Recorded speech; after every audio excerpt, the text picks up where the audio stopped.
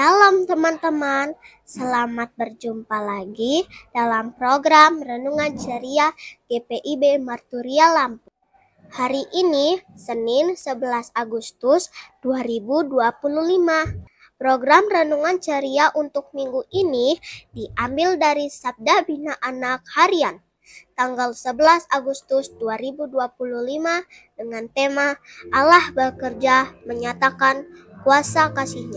Bacaan Alkitab hari ini diambil dari kitab Yohanes 9 ayat 1 sampai 7 yang menyatakan, waktu Yesus sedang lewat, ia melihat seorang yang buta sejak lahirnya.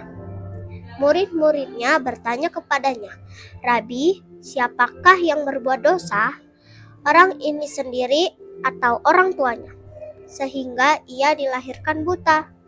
Jawab Yesus, "Bukan dia dan bukan juga orang tuanya, tetapi karena pekerjaan-pekerjaan Allah harus dinyatakan di dalam dia. Kita harus mengerjakan pekerjaan Dia yang mengutus aku. Selama masih siang, akan datang malam, di mana tidak ada seorang pun yang dapat bekerja. Selama aku di dalam dunia, akulah terang dunia." Setelah ia mengatakan semuanya itu, ia meludah ke tanah dan mengaduk ludahnya itu dengan tanah, lalu mengoleskannya pada mata orang buta tadi dan berkata kepadanya, "Pergilah, basuhlah dirimu dalam kolam Siloam." Siloam artinya yang diutus. Maka pergilah orang itu. Ia membasuh dirinya, lalu kembali dengan matanya yang sudah melek.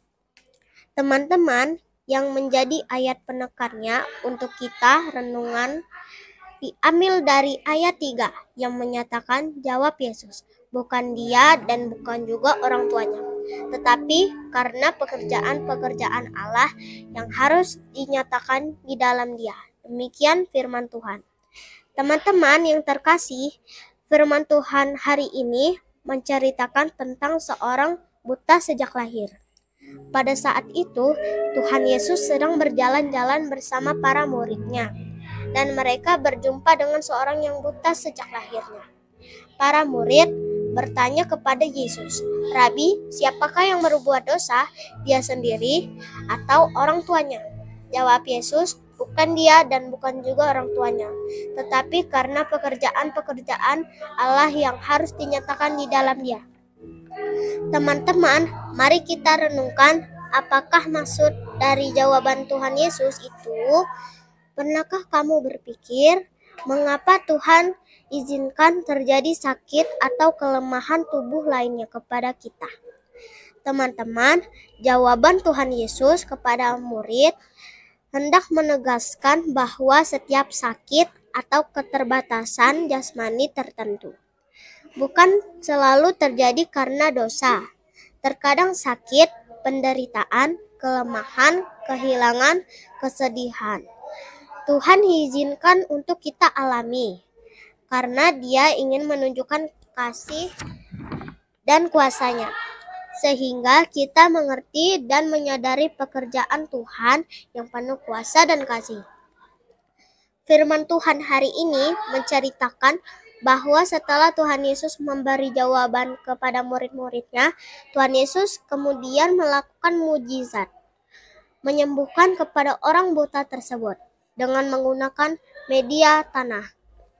Tuhan Yesus menunjukkan kuasa kasih-Nya kepada orang yang buta sejak lahir itu, sehingga dia mengalami kesembuhan.